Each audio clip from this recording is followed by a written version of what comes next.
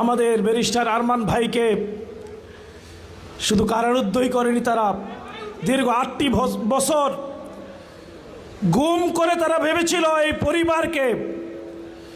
এই পরিবার যে কাফেলার জন্ম দিয়েছিল বাংলাদেশ ইসলামী ছাত্র শিবির এবং বাংলাদেশ জামাত ইসলামীকে তারা দমিয়ে দিবে। কিন্তু আল্লাহর ইচ্ছায় ব্যারিস্টার আরমান আজকে আলহামদুলিল্লাহ সংসদ সদস্য হিসেবে সেখানে বসে মানুষের ভাষায় মানুষের কথাগুলো বলার সুযোগ পাচ্ছেন। তার তৈরি করা কাফেলা ইসলামী ছাত্র শিবির এখন বাংলাদেশের ছাত্রদের প্রাণভ্রমরায় পরিণত হয়েছে। ডাকসু চাকসু রাকসুই এককভাবে বিপুল ভোটে বিজয়ী হয়ে বাংলাদেশের ছাত্র জনতার আস্থার ঠিকানায় পরিণত হয়েছে। তাদের যে স্বপ্ন ছিল সেই স্বপ্নকে ধূলিসাৎ করে দিয়ে আল্লাহর যে ঘোষণা, আল্লাহর এই জমিনে দুর্বলদেরকে আল্লাহ তাআলা নেতৃত্ব দিবেন, সেই নেতৃত্বের জন্য আল্লাহ তাআলা বাছাই করেছেন।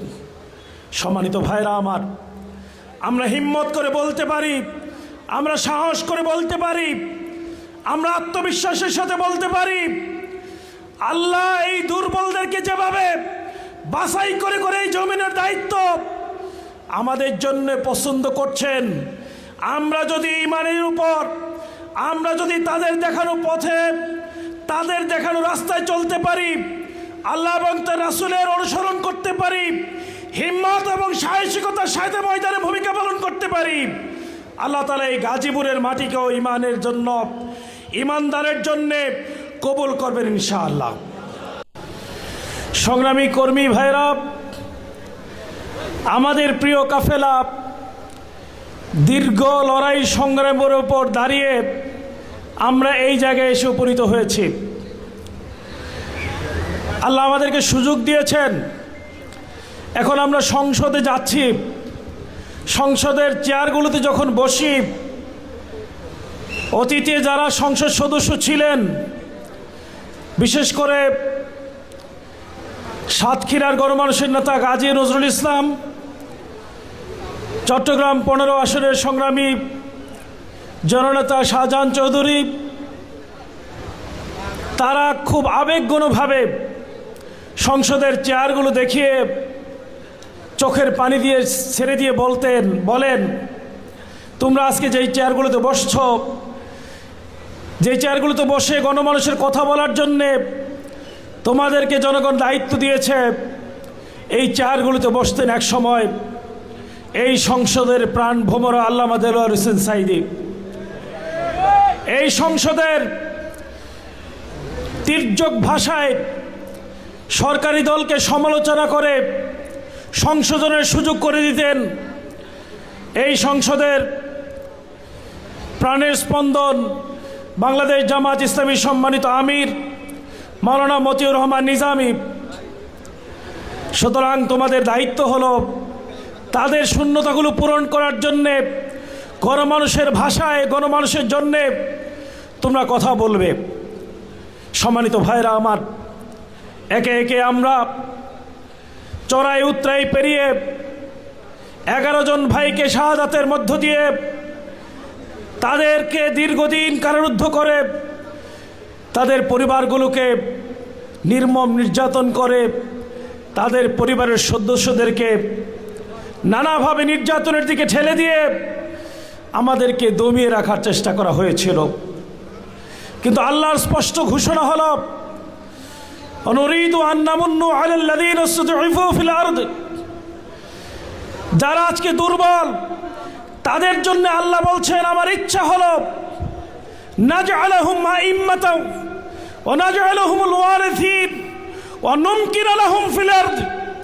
যারা দুর্বল, যাদেরকে তোমরা কারাগারে দেখেছিলে, যাদেরকে দেখে তোমাদের মধ্যে মাঝে মাঝে আফসোস হয়েছিল এই দুর্বল মানুষগুলো দিয়ে কি হবে, আল্লাহ বলছেন তাদের জন্য আমার পরিকল্পনা হলো, ইচ্ছা হলো, আমি তাদেরকে নাজআলাহুম আইম্মাতান, তাদেরকে আমরা সমাজের ইমাম বানাবো, তাদেরকে আমরা এই সমাজের নেতৃত্ব দিব, তাদেরকে আমরা এই সমাজের উত্তরাধিকার দান করব। আমাদের ব্যারিস্টার আরমান ভাইকে শুধু কারারুদ্ধই করেনি, তারা দীর্ঘ 8টি বছর গুম করে তারা ভেবেছিল এই পরিবার যে কাফেলার জন্ম দিয়েছিল বাংলাদেশ ইসলামী ছাত্র শিবির এবং বাংলাদেশ জামাত ইসলামীকে তারা দমিয়ে দিবে। কিন্তু আল্লাহর ইচ্ছায় ব্যারিস্টার আরমান আজকে আলহামদুলিল্লাহ সংসদ সদস্য হিসেবে সেখানে বসে মানুষের ভাষায় মানুষের কথাগুলো বলার সুযোগ পাচ্ছেন। তার তৈরি করা কাফেলা ইসলামী ছাত্র শিবির এখন বাংলাদেশের ছাত্রদের প্রাণভ্রমরায় পরিণত হয়েছে। ডাকসু চাকসু রাকসুই এককভাবে বিপুল ভোটে বিজয়ী হয়ে বাংলাদেশের ছাত্র জনতার আস্থার ঠিকানায় পরিণত হয়েছে। তাদের যে স্বপ্ন ছিল সেই স্বপ্নকে ধূলিসাৎ করে দিয়ে আল্লাহর যে ঘোষণা, আল্লাহর এই জমিনে দুর্বলদেরকে আল্লাহ তাআলা নেতৃত্ব দিবেন, সেই নেতৃত্বের জন্য আল্লাহ তাআলা বাছাই করেছেন। সম্মানিত ভাইরা আমার, আমরা হিম্মত করে বলতে পারি, আমরা সাহস করে বলতে পারি, আমরা আত্মবিশ্বাসের সাথে বলতে পারি, আল্লাহ এই দুর্বলদেরকে যেভাবে বাছাই করে করে এই জমিনের দায়িত্ব আমাদের জন্য পছন্দ করছেন, আমরা যদি ঈমানের উপর, আমরা যদি তাদের দেখানো পথে, তাদের দেখানো রাস্তায় চলতে পারি, আল্লাহ এবং তার রাসূলের অনুসরণ করতে পারি, হিম্মত এবং সাহসিকতার সাথে ময়দানে ভূমিকা পালন করতে পারি, আল্লাহ তাআলা এই গাজীপুরের মাটিকেও ঈমানের জন্য, ঈমানদারের জন্যে কবুল করবেন ইনশাআল্লাহ। সংগ্রামী ভাইরা আমার, আলহামদুলিল্লাহ টঙ্গী গাজীপুরের অত্যন্ত উর্বর একটি জায়গা। এই উর্বর ময়দানকে যদি আরও বেশি সবল করতে হয়, আরও বেশি মজবুত করতে হয়, শক্ত করতে হয়, তাহলে আমাদের আজকে উপস্থিত কর্মী ভাইদেরকেই সেই দায়িত্ব গ্রহণ করতে হবে, যে দায়িত্ব আল্লাহ রাসূল সাল্লাল্লাহু আলাইহি ওয়াসাল্লাম চলে যাওয়ার পর তার সাহাবারা নিজের জীবনকে বিলিয়ে দিয়ে শাহাদাতের নজরানা পেশ করে গ্রহণ করেছিলেন।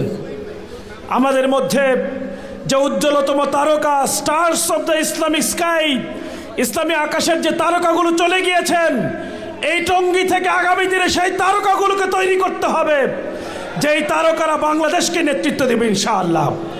শুধু বাংলাদেশকে নয়, পুরো পৃথিবীকে নেতৃত্ব দেবে আলহামদুলিল্লাহ। আমরা যেই ময়দানে আজকে বসেছি, এই ময়দানের অনেক ভাই পৃথিবীর বিভিন্ন প্রান্তে নেতৃত্ব দিচ্ছেন। সুতরাং আমি বিশ্বাস করি, শুধু আমরা পৃথিবীর প্রান্তে গিয়ে আমাদের নেতৃত্বকে তুলে ধরব না, আমরা এখান থেকে উঠে এই গাজীপুরের প্রতিটি অঞ্চলকে আমরা নেতৃত্ব দেব ইনশাআল্লাহ। সংগ্রামী ভাইরা, সেই নেতৃত্বের জন্যে আমরা প্রত্যেকেই আমাদের সবাই প্রস্তুতি গ্রহণ করব। সেই প্রস্তুতির জন্য মহান রব আমাদেরকে তার রহম দিয়ে, রহমতের চাদরে আবৃত রেখে কাঙ্ক্ষিত লক্ষ্যে পৌঁছে দেওয়ার সুযোগ দান করুন, সেই প্রত্যাশা ব্যক্ত করে আজকে এই চমৎকার আয়োজনে আমাকে সুযোগ দেওয়ার জন্য টঙ্গীবাসীর প্রতি কৃতজ্ঞতা জ্ঞাপন করে আমার কথা শেষ করছি। আসসালামু আলাইকুম ওয়া রাহমাতুল্লাহি ওয়া বারাকাতুহু।